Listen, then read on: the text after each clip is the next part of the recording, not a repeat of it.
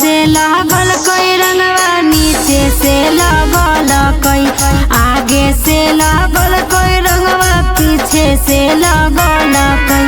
कवन मतिया देवरा मरल कई गे, भरा फागुन रंग लागल कई। कवन मतिया देवरा मरल कई गे, रंगवा उहे में लागल कई।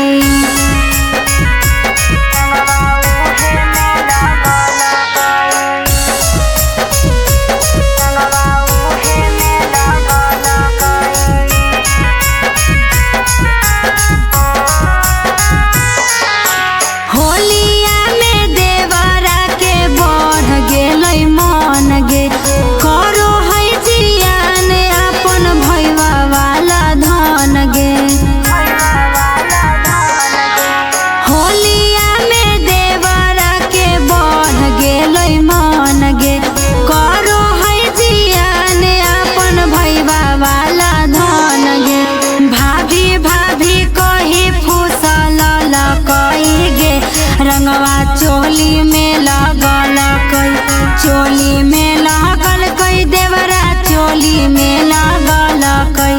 कवन मतिया देवरा मरल कई गे, रंगवा चोली में लागल कई। कवन मतिया देवरा मरल कई गे, भर होली रंग लागल कई।